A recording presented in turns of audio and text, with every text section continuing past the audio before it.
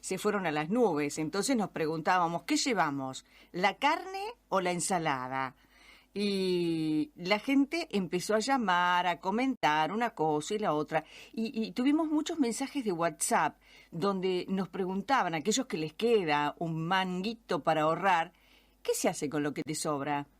Vos me vas a decir, ¿pero a quién le sobra? Bueno, hay de todo, ¿viste? Tenemos que saber que hay de todo. Hay gente que no llega al día 15, hay gente que rasguña el día 30 y hay gente que le sobra un pesito y dice, bueno, ¿y en qué lo puedo invertir?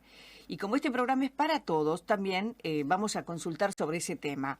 Matías Batista es economista. ¿Cómo estás, Matías? Buen día. ¿Qué tal, María Delia? Es un placer estar en el programa. Muy buena mañana. Gracias igualmente para vos, Matías.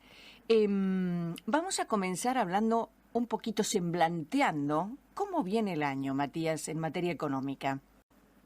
Bueno, arrancamos mal, porque antes de ayer se conoció el índice de precios del INDEC. La verdad es que 3.9 más un 3.8 de diciembre, estamos acumulada interanual en 50.7, pero con algunas particularidades en algunos productos, como lo que tiene que ver con frutas y verduras, que aumentaron un 30% solo en enero, algo realmente preocupante, y muchos productos sensibles en la canasta de todos los argentinos que vienen teniendo un aumento interanual muy marcado, muy fuerte. Y la verdad es que, cuando todos pensábamos en octubre del año pasado que quizás la inflación empezaba a darnos un poco de tranquilidad y aflojar un poquitito, empezó a acelerarse de nuevo posterior a las elecciones, y lo que fue octubre, noviembre, diciembre y enero empiezan a marcar una aceleración que a mí me preocupa mucho lo que va a ocurrir ahora en febrero, pero por sobre todas las cosas en marzo, que marzo siempre es un mes muy picante, podríamos decirlo en esos términos, con la inflación. Así que bueno, vamos a ver qué es lo que ocurre de cara a los próximos 2 meses, pero bueno, nada que nosotros no conozcamos los argentinos, pero... ¿Por qué te preocupa, Matías, lo que puede ocurrir en febrero o marzo respecto de lo que ocurre en enero? Es muy buena la pregunta. ¿Por qué? Porque marzo es un mes siempre de muchísima tensión en precios por los salarios. Hay paritarias siempre en marzo, pero por sobre todas las cosas esas paritarias van a estar marcadas en una discusión que tiene que ver con la inflación que se va a ver en enero-febrero, pero además empiezan a soltarse algunos precios que están regulados en la economía. Hay un conjunto de precios que están libres y otro conjunto de precios que están atados, que son los de los servicios.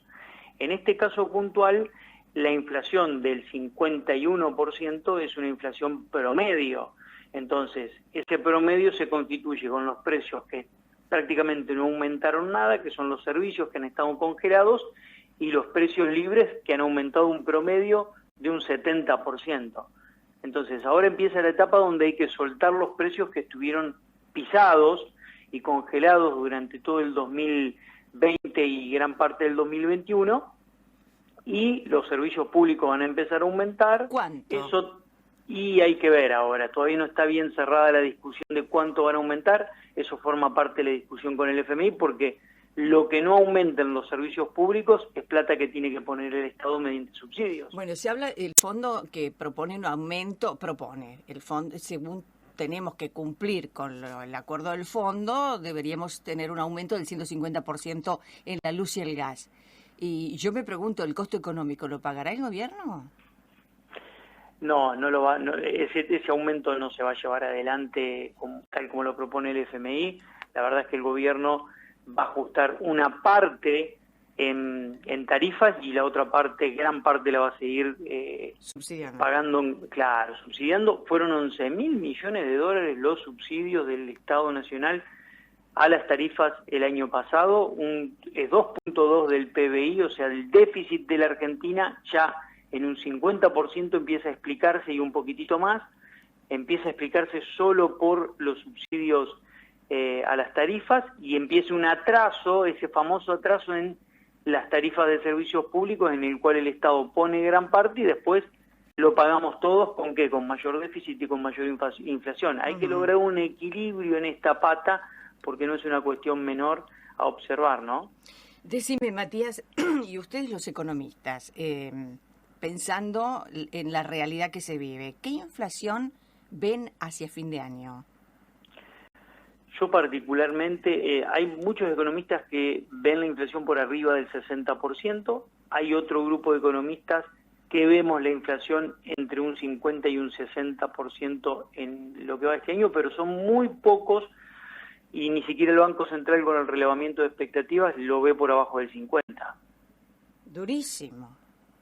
Sí, la verdad es que... Durísimo. Porque además, María, este año hay que soltar también el dólar, que es un precio más. Y el dólar en el 2021 aumentó un 22%, el dólar oficial aumentó un 22%, y la inflación fue del 51%. Entonces este año tenés que empezar a darle una velocidad de devaluación un poco mayor a ese dólar, no digo una devaluación brusca, pero una velocidad de devaluación un poco mayor.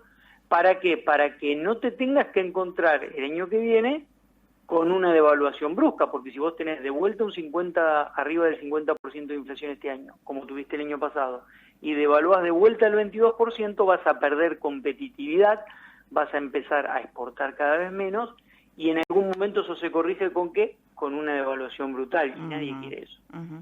Bueno, ayer, nos decía la gente, obviamente que aquellos que les sobra, como yo decía, un pesito por mes y te dicen, bueno, ¿qué hacemos? ¿Qué podemos hacer con esto que nos sobra? Bien, a ver, lo primero que hay que decirle a la gente es lo siguiente, dependiendo para qué quiere ahorrar. Si la gente lo que quiere ahorrar es puntualmente para comprar un bien, que se anticipe, porque lo va a pagar siempre más barato hoy que mañana. Y pongo un ejemplo que me pasó la semana pasada, 20%, llamé un lunes para pedir un precio de un producto, el miércoles fui a comprarlo, 20% de aumento en la lista. Tenía una locura. Entonces, exactamente, aquellas personas que tengan la necesidad de comprar algún bien, que se anticipen, porque siempre en bienes le van a ganar a la inflación. ¿Por qué? Porque los bienes, como dije antes, están aumentando a un ritmo del 70%. En un promedio, la mayoría de los bienes está aumentando un ritmo del 70%. Ni hablar los electrodomésticos, que están aumentando un 80, un 90%. Bueno, yo puse que el otro día, perdón que te interrumpa, llevé un electrodoméstico a arreglar. Primero, no había repuestos, y segundo, si hubiese habido repuestos, me dijo el muchacho, consulte en otro lado, señora, pero no le conviene arreglarlo. Sí, claro. Entonces te quedas con que se rompió una pavada, no hay repuestos, y encima si lo compras al repuesto es más caro que el producto. Una locura todo. Sí, esas son las distorsiones que se generan cuando tenés en las variables macro tremendas distorsiones como las que estamos teniendo hoy, con un dólar desdoblado en el 100%, etcétera, y inflación como la que hoy tenemos. Ahora, para aquellos que quieren ahorrar con algún objetivo de mediano y largo plazo, bueno, ese grupo de gente puede pensar en lo que son los plazos fijos UVA, que le permiten empatarle a la inflación y un poquitito más, podríamos decirlo, empatarle a la inflación y un poquitito más, van a tener una rentabilidad mayor que si lo colocan en un plazo fijo común todos los meses a esos ahorros. Estamos hablando de pesos.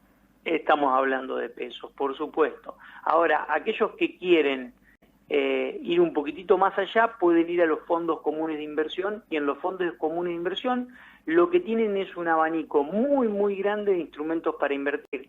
Y uno de los instrumentos que yo siempre recomiendo dentro de los fondos comunes de inversión son los fondos comunes de inversión que inviertan en bonos ajustados por SER, por el coeficiente de variación de referencia, lo que les permite este conjunto de fondos, que son fondos que invierten específicamente en bonos SER, es tener una rentabilidad un poco más interesante que el del plazo fijo UVA. Están bastante más arriba de lo que son los plazos fijos UVA y le va a ganar a la inflación. El año pasado este conjunto de bonos, de fondos bonos SER, rindieron aproximadamente un 60%, son casi 10 puntos arriba de la inflación que hemos tenido, por lo cual es una alternativa muy, muy interesante. Y aquellos que tengan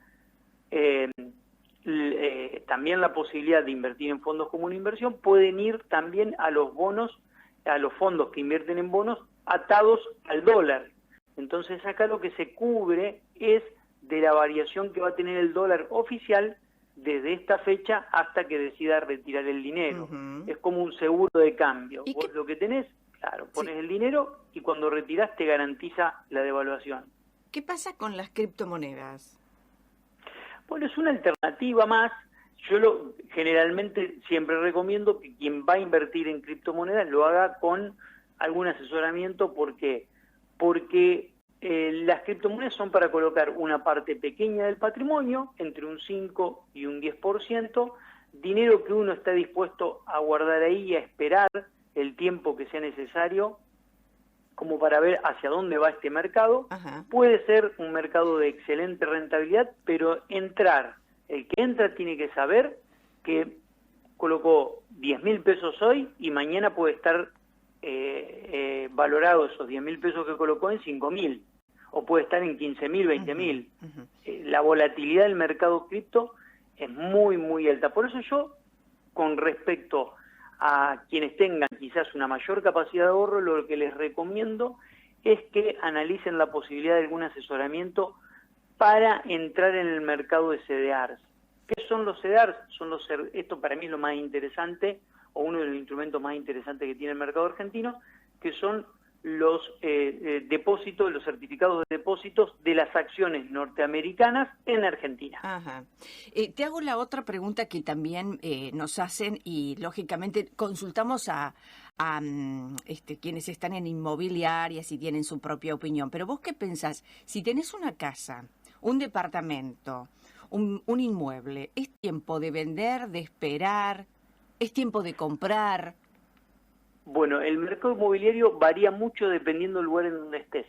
Hay lugares de Argentina en donde los precios en dólares están casi en pisos históricos y es momento de comprar. Y hay lugares donde, por más que el impacto en la Argentina y los precios en la Argentina estén relativamente bajos, hay lugares que ya corrigieron. Entonces depende mucho el lugar en donde estés y las oportunidades que puedas encontrar. Pero técnicamente el piso histórico en dólares se dio hace aproximadamente unos 3, 4 meses, 5 meses, y la verdad que era una buena oportunidad para aprovechar para aquellos que les gusta invertir en el mercado inmobiliario, ¿no? Matías Batista, gracias por atendernos, Matías. No, por favor, es un placer. Muy buena mañana, María. Gracias, igualmente para vos. Matías Batista es economista y bueno, charlando un poco de todas las cosas que pasan.